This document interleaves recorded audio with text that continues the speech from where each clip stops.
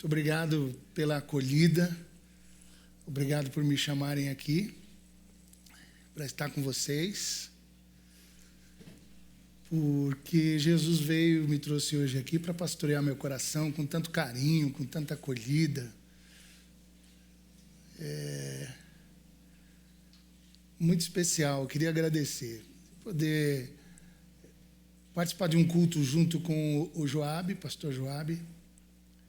Reencontrá-lo é sempre uma renovação no meu coração.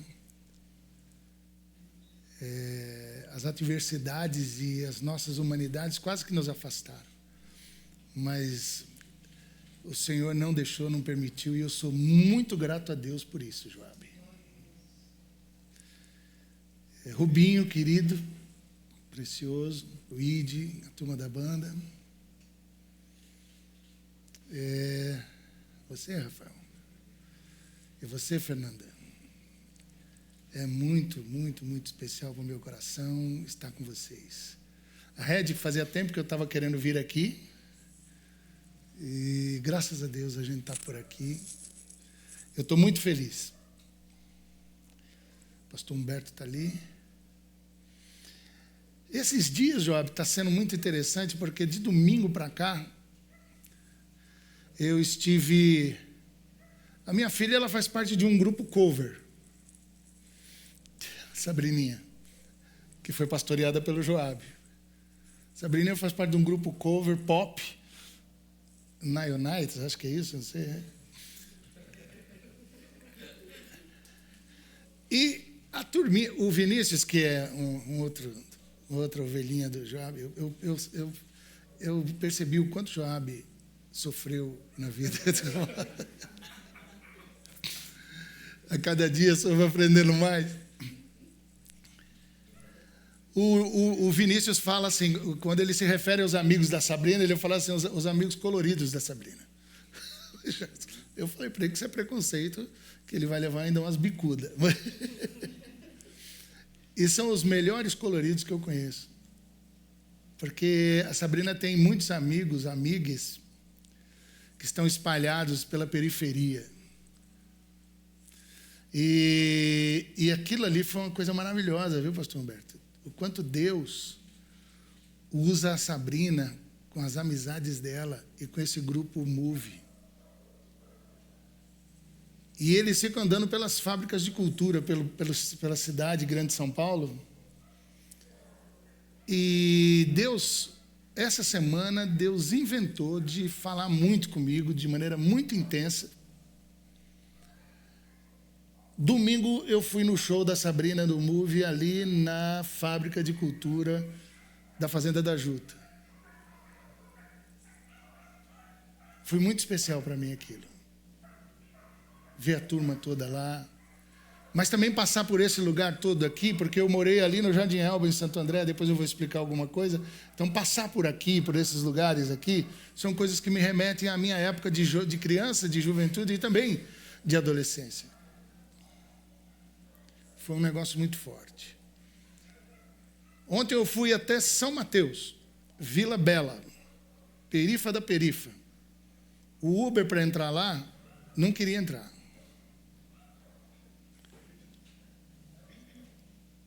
Mas graças a Deus entrou. E eu fiquei com eles lá, quase que dormi lá na casa do pastor. E hoje eu estou aqui. Dá para fazer a caminhada de monotrilho, né? Não é?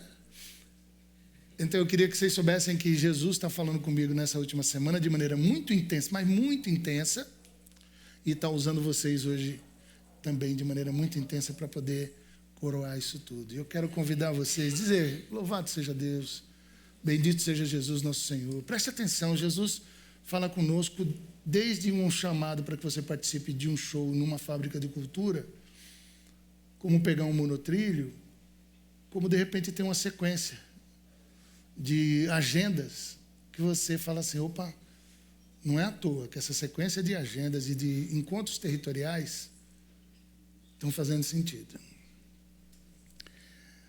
Evangelho de João 1, 43. Evangelho de João 1, 43.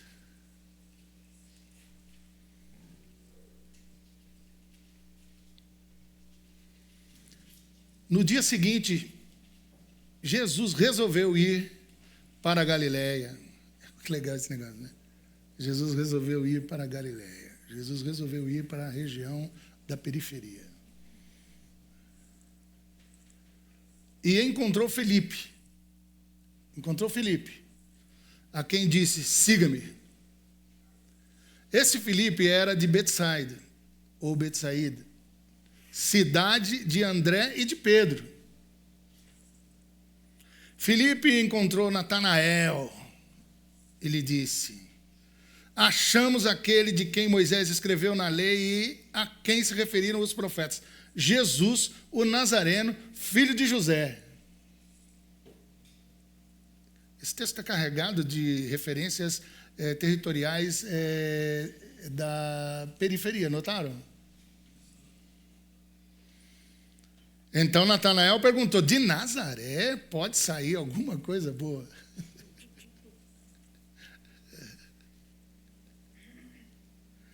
Pode vir alguma coisa bela, boa, da Vila Bela, da Fazenda da Juta, do Jardim Elba, São Mateus. O que é isso aqui? Onde é isso? Isso aqui? Vila Ema. Pode vir alguma coisa boa de Vila Ema? Ô, João, tu é da perifa. De onde é que tu é? Jardim Eliane. Olha lá. Perifa. Pode vir alguma coisa boa do Jardim Eliane. Estão vendo uma coisa boa ali. Natanael perguntou isso aqui. Falou assim: pode vir alguma coisa boa de Nazaré? Ouvindo de novo isso aqui, né, pastor Humberto? Filipe respondeu: venha ver. Eu acho muito legal isso. Venha ver. Vem ver. Mas o legal é o versículo seguinte. Jesus viu Natanael se aproximar e disse a respeito dele: eis um verdadeiro israelita em quem não existe fingimento algum.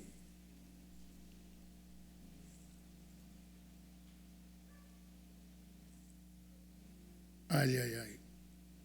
Aí Natanael perguntou: de onde o Senhor me conhece?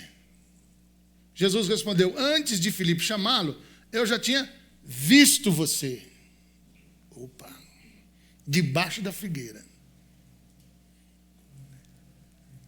Parece que Jesus fica de olho muito aberto com a galera da periferia. Ele vê você. O Estado não vê você, mas Jesus vê você. As políticas públicas não veem vocês, mas Jesus vê você. O preconceito vê você, mas Jesus vê você. A dificuldade para se locomover, para sair de casa, para ir para o trampo, vê você, mas Jesus vê você. Você ser quem você é e ter o direito de ser quem você é faz com que muita gente não queira ver você, mas Jesus vê você. Jesus vê você. Não existe palavra mais bonita para evangelizar do que dizer: Jesus vê você, irmão. Jesus vê você. Ele vê você. Então Natanael exclamou: mestre, o Senhor é o Filho de Deus. Eu sempre achei esquisito esse negócio, essa coisa rápida, né? Se toda a conversão fosse rápida, de acordo com o que a gente lê o texto na tradução, né? Seria maravilhoso. Deus me livre, eu acho que eu só vou estar convertido legalzinho no dia que estiverem cantando o hino lá. Já se foi, todo o peso da minha alma já se foi. O Senhor é o Rei de Israel. Ao que Jesus lhe respondeu: você crê porque eu disse que tinha visto você debaixo da figueira? Pois você verá maiores coisas do que estas. E acrescentou: em verdade lhes digo. E aí ele se vira para os caras que estão ali do lado dele. E para ele também: vocês vão ver o céu aberto e os anjos de Deus subindo e descendo sobre o Filho do Homem. Senhor, a tua palavra, ela é maravilhosa e nós lemos em contrição e emoção, agarrados nos poderosos méritos do Senhor. Amém. Eu nasci no 2º subdistrito de Santo André, em Camilópolis, na cozinha da minha mãe, da minha avó. Na cozinha da minha avó. 2º subdistrito de Camilópolis, de Santo André, Camilópolis, na cozinha da minha avó. Depois eu fui morar no Jardim Elba, Morrão. Morrão, do outro lado do rio, do outro lado da ponte. Como diz o profeta, né? Do lado de cada ponte tem coisa que você não conhece. E ali na Rua 1, rua com esgoto a céu aberto, barrão, não é possível, né? Mas se é morrão, tem que ser barrão. O nome da rua era Rua 1, ainda não tinha nem nome, outro nome oficial. Hoje é Tomé da Rocha. Mas era Rua 1. É ali na Rua 1 que vai nascer o Pezão.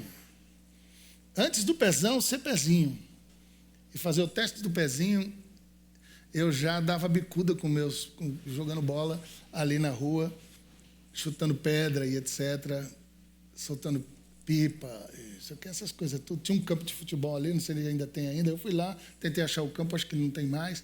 Ficava do lado do rio, a bola caía dentro do rio, era uma desgraça para saber quem ia buscar. O rio já era um rio que não tinha tanta água limpa assim, e aí era horrível, mas a gente se metia o pé lá e ninguém nunca morreu por causa disso.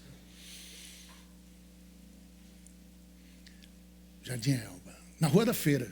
Porque uma coisa que a gente nunca quer, você vai descobrir com o tempo. Você gosta de delegacia e gosta de feira, desde que não fique na rua da sua casa. Já perceberam isso? Então, feira, não sei o quê.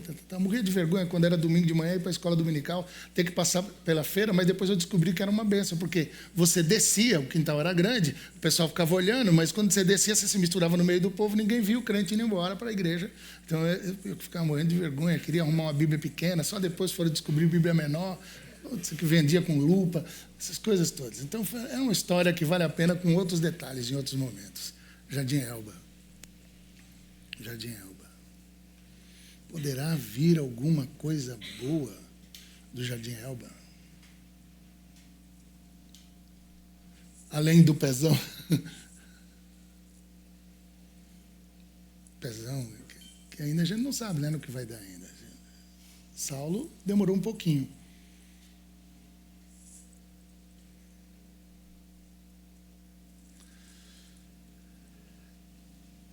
Essas histórias, elas foram me marcando e eu fiquei muito impressionado com esse texto. Esse texto, tem uma série que eu não sei se vocês assistiram, The Chosen, eles fazem um negócio muito legal. Nem todo conservadorismo, nem toda coisa do conservador é ruim. Eu queria dizer que para você, que às vezes fica muito anticonservador, assista The Chosen. Vai lhe ajudar. Porque nós temos um risco muito grande de, na reação ao conservadorismo, a gente virar muito descolado e perder uma coisa que a gente não pode perder, que é a espiritualidade. E eu falava isso para o pessoalzinho do MTST, que aconteceu isso com a teologia da libertação. E já está acontecendo isso com a teologia da missão integral. Nós estamos perdendo a mística. Nós estamos perdendo a mística. Nós estamos muito mais para... Nada contra os coletivos, vocês me conhecem, sabem como é que está, porque eu estou na rua lutando pelos coletivos. Mas igreja não é coletivo. E nós estamos virando coletivo, não estamos deixando de ser igreja. Eu sou um paizão, eu sou um paizão que eu posso falar com os filhos com quem eu amo, com gente que eu amo, para a gente prestar atenção nessas paradas. A igreja de Jesus é muito mais radical e muito mais acolhedora aos diferentes do que qualquer coletivo possa ser. Se você for radicalmente igreja de Jesus, vai poder ter Pedro, vai poder ter Mateus que roubava Pedro na parada do imposto. tudo sentado na mesma coisa. Vai ter o tal do Zelote, que batizava a sua adaga na garganta de romano, ou no bucho de um romano. Fica dentro do mesmo espaço onde tem Mateus, imagine. Vai ter Maria Madalena, vai ter Maria, vai ter Joana, cheia da grana, Maria Madalena, Joana, que sustentava todos eles. Isso é o grupo de discípulos de Jesus. É bom parar para pensar nisso.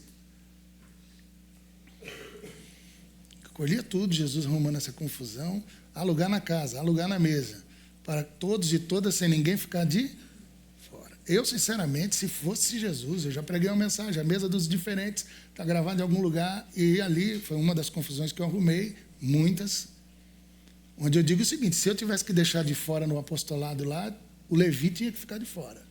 O Mateus, ladrão sem vergonha, imperialista, aproveitador da grana do povo. Por isso que todo mundo, quando um publicano passava, o pessoal do povo, cuspia nos pés dele.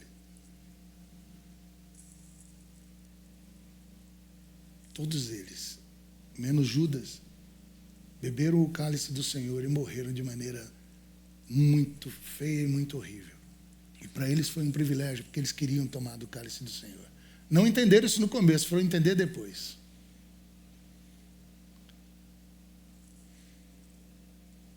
O nome dele é Johnny. O Johnny é um cara do Haiti que se formou na República Dominicana como engenheiro. Veio para o Brasil porque estava faltando grana. E faltando grana e passando fome. E ele queria, de alguma forma, viver a sua profissão. Ele veio para o Brasil. Foi parar lá na IBAB. Chegou na IBAB, no grupo de oração, foi acompanhado, depois quis falar com um pastor, veio falar comigo, sentamos, conversamos. Johnny precisava comer. Foi um engenheiro que estava tentando na USP, uma demora, uma burocracia infernal na USP, para poder validar o diploma dele no Brasil, para ele poder trabalhar. O Johnny era aquele cara que ficava cuidando dos carros dos nossos irmãos lá, os bacanas da IBAB, que ficava ali pegando uns trocos lá fora. Depois ele pegou e o irmão dele também foi lá para poder pegar uns troquinhos e iria lá. Mas ele fazia isso com alegria, com um coração humilde.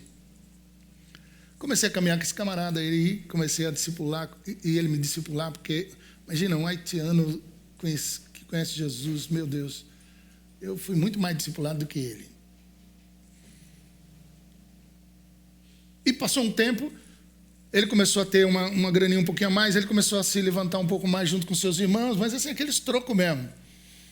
E o Johnny, ele pega e um dia ele senta, vem com um caderninho, uma canetinha, senta assim na minha frente, vira e fala assim: pastor, o senhor lembra quando eu vim aqui com fome e o senhor e a IBAB me ajudaram? Eu falei assim: lembro. Eu falei assim: hoje eu vim aqui e eu estou com fome, mas não é de comida.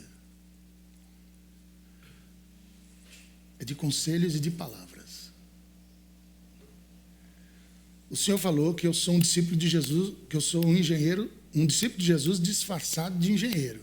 Não foi? Foi. Então eu quero dizer para o Senhor que eu vou voltar para o Haiti. Vou voltar para a minha terra. Eu vou ser engenheiro lá. Só que eu não sei o que fazer. O senhor tem alguma ideia? Poxa, então essa é a minha fome. Abriu o caderno, na minha frente assim, pegou a caneta. Eu falei: Jesus, me dá ideia. Sei lá que ideia. Claro que a gente sabe, conhece a situação do Haiti, a gente sabe o quanto as crianças sofrem e o quanto a gente falou assim: criança.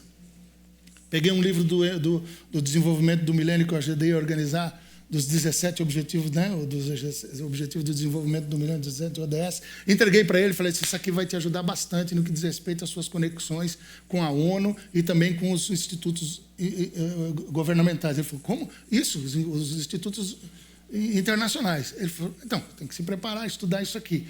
Aí ele falou assim: tá bom. Mas o cara fala inglês, francês e a língua da terra. Imagina, vai fazer projeto mas muito melhor que eu. Muito melhor. Ele falou assim: eu vou voltar então para cá. Em resumo da ópera, Johnny hoje já está com uma escola, com um segundo andar, com mais de 80 crianças, cuidando das crianças, cuida da família, cuidando da família, está ajudando o espaço que está ali, sem desmatar, está precisando carregar a água de um lugar muito difícil, e agora estamos construindo um poço artesiano dentro de lá, que vai ajudar inclusive as famílias e as comunidades que estão em volta lá no Haiti. Poderia vir alguma coisa boa do Haiti? Eu acho que essa frase é muito mais poderosa do que o Haiti é aqui, como diz o outro servo do Senhor que canta louvores ao Senhor.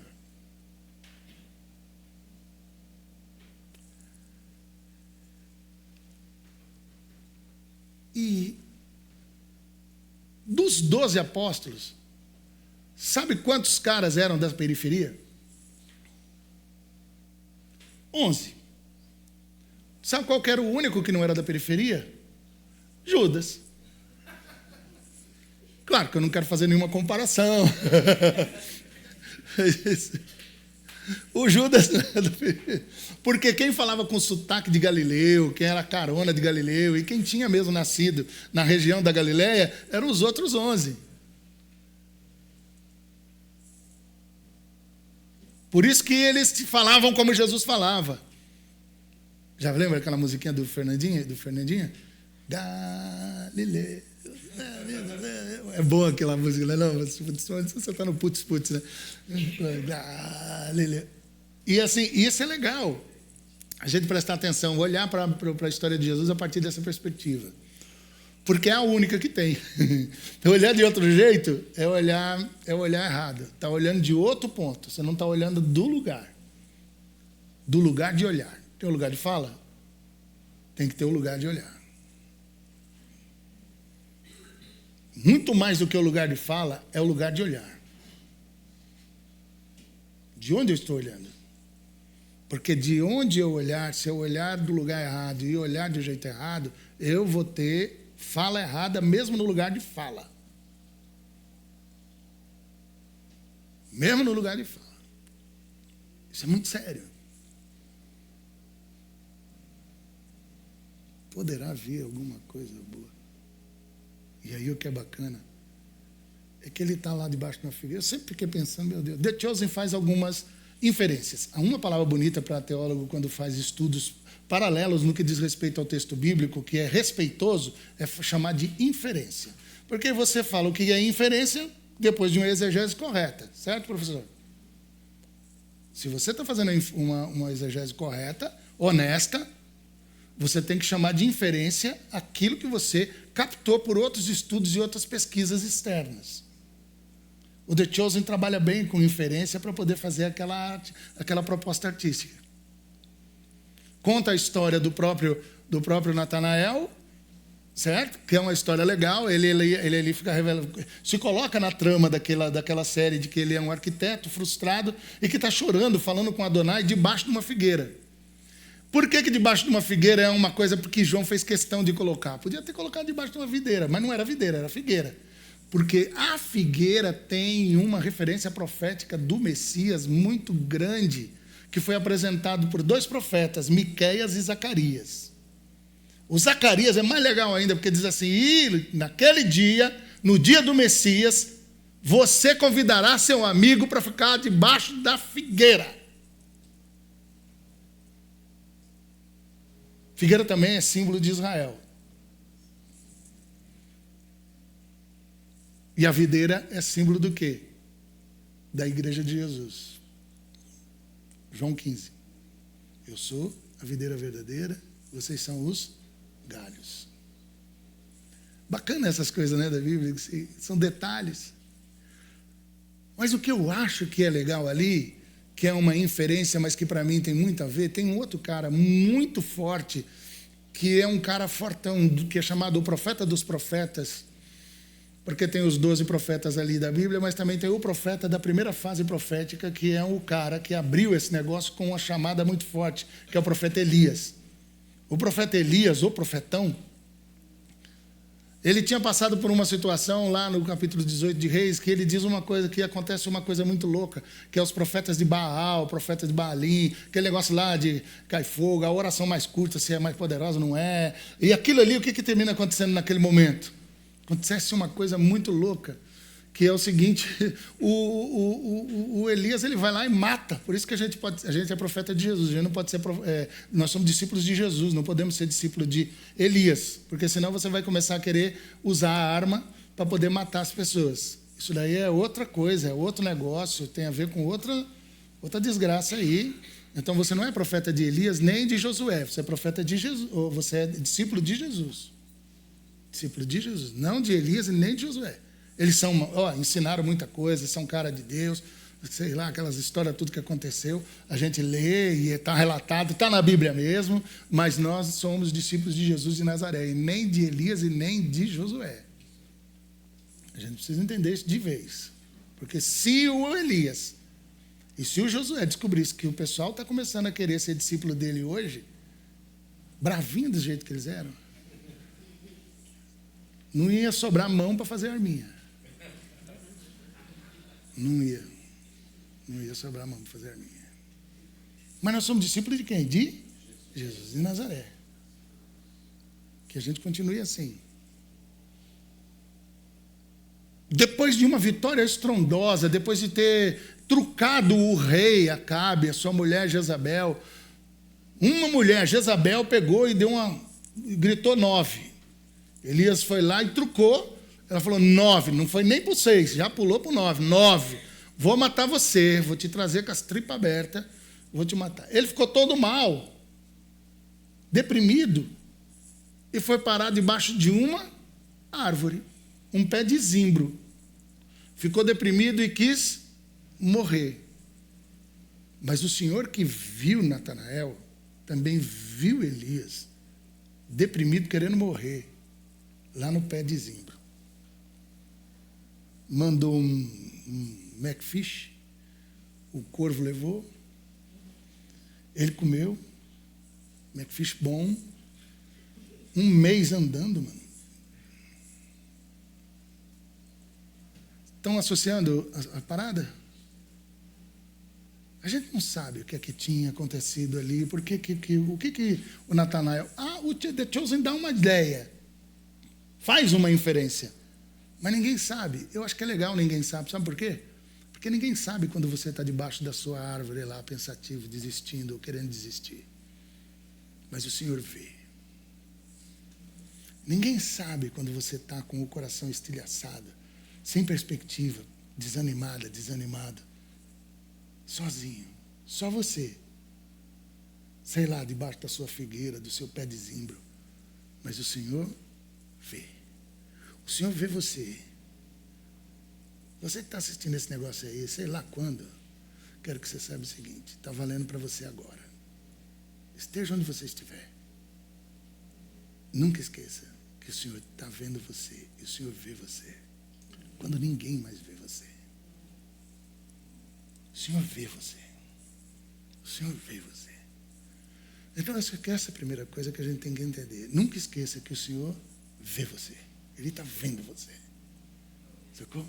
Puta, ninguém está olhando para mim. Não. O Senhor vê você. Ele vê você. O Senhor que te vê. Tem uma figura bacana também no Velho Testamento, de uma mulher que ficou jogada no meio do deserto, junto com o filho, expulsa da família, largada por um patriarca, hein? Isso aqui, tal. E o nome no hebraico é o Senhor que te vê. O pessoal da escola dominical sabe do que eu estou falando. Primeira coisa é essa. Segunda, sabe o que quer? Não tenha medo de voltar para a periferia. Jesus começou a confusão dele quando ele voltou para a periferia. Jesus voltou para Nazaré, a terra dele. E quando ele voltou para Nazaré, a terra dele, ele foi direto lá na casa da mãe. Depois ele foi lá na sinagoga. Na sinagoga não, como é que era o nome lá na época? Sinagoga. Chegou lá. Os caras deram o rolo para ele ler, ele foi lá, leu, abriu onde? Isaías 61. Opa, texto messiânico. O Espírito do Senhor está sobre mim, e me ungiu para pregar o evangelho aos pobres. Deus tem lado, sempre teve. Esse papo de dizer que Deus não tem lado é bobagem. Deus sempre teve. Aliás, ele está do lado dos pobres, porque ele sabe que são os pobres que ele pode usar para alcançar todos os outros. Porque se ele ficasse do lado dos outros, os outros nunca alcançariam o pobre. É por isso que é a maravilha de que Jesus fala assim, ó, eu amo tanto quem não é pobre, que eu vou estar do lado do pobre, porque ficando do lado do pobre, o pobre vai alcançar os outros. Já parou para fazer essa parada? Pois é. Por isso que, graças a Deus, a periferia está invadindo os nossos espaços. Por isso que nós temos políticas públicas, a periferia está indo para estudar, está virando doutora, mestre e tudo mais. Por isso que nós estamos percebendo que hoje em dia, esse trabalho voltado para a questão de você ter o seu negócio, você ser empreendedor, hoje virou uma grana pesada. Tem um negócio aí que eu esqueci agora, Luiz. Como é que é o nome daquele negócio da favela? Como é? Expo Favela. Pô, fantástico. Todos os anos eu fui lá, falei, meu Deus do céu, extraordinário. Isso aí é a periferia mostrando o seguinte, ei, certo? Ei. E é uma maneira isso daí é Deus usando políticas públicas para poder salvar a nossa sociedade. A Prefeitura de São Paulo está de olho nisso, inclusive criou hubs. Isso, os hubs, pronto. Claro que tem que a prefeitura, agora os políticos e a prefeitura e a economia, o pessoal que tem grana e que trabalha com a economia estão fazendo tudo isso pelas perifas. Por quê? Porque eles descobriram o óbvio que Jesus já tinha descoberto. Volte para a periferia, no lugar onde você rasgou o joelho. Quem aqui já jogou, já foi? A mãe falava assim, vai lá no mercado, filho, vai lá no mercado, vai lá não sei o que, filha. Aí não corra, senão você cai. Quem já foi abençoado com essa profecia? Aí o que acontecia? Tu caía. E aí metia o joelho, ralava, rasgava o joelho. Quantas vezes eu rasguei o joelho, gente, e ficou aquela pereba. Pereba. E eu aprendi que qualquer ferida, ela começa a ser curada pelas bordas, nunca pelo miolo. É na periferia da ferida que a cura da ferida. E Jesus veio curar o seu tempo e a sua época, começando o seu ministério pela periferia. O Senhor que veio curar o universo começou pelas bordas, pela periferia. Viveu na perifa da perifa, Nazaré, o Nazareno, na perifa da perifa. Ele é aquele que está trazendo o universo de volta para casa. Aleluia. De forma poderosa, curando o universo. Jesus de Nazaré. Poderia vir alguma coisa boa de Nazaré? Parar para pensar? Calungas, Quilombo dos Calungas. Tem um vídeo sobre isso, de uma matriarca do Quilombo dos Calungas, que tem uma neta. E também está gravado lá no meu YouTube em algum canto, que eu falei com essa mulher também, que é uma educadora que foi premiada em Goiânia, voltou para onde? Para os Calungas. E hoje está lá trabalhando na alfabetização e formação de outros professores dentro da própria comunidade dela. Não esqueça de voltar para a periferia, mesmo que isso custe sua vida, mesmo que isso custe a sua reputação, mesmo que isso custe a sua história, mesmo que isso custe aquilo que você acha que você já conseguiu. Acha, boa. É bom prestar atenção com isso. Qualquer coisa que tente se achar, mesmo sendo da periferia, já se perdeu. Porque quem se acha, se perde. Quem se acha, se perde. E ninguém está isento disso. Vai por mim, isso é verdade. Não é só frase feita. Olha para mim. Eu já me achei várias vezes. E foram exatamente nessas vezes que eu me perdi completamente. Me perdi completamente. Jesus volta para lá, lê o texto, quando termina diz o seguinte, irmão, esse texto se cumpriu hoje. Aí não, aí quer morrer. Por que quer morrer? Não, é o texto do Messias, você não pode falar isso. Esse daí, até o texto diz lá, mas não é esse aí, filho de José, o carpinteiro, filho de Maria, que brincava aqui na rua, que esfolava o joelho, com uma ferida aberta, saltava pipa aqui, jogava peão, fubeca, bolinha de gude. Não era esse aí? Agora vem aqui dizer que ele é o quê?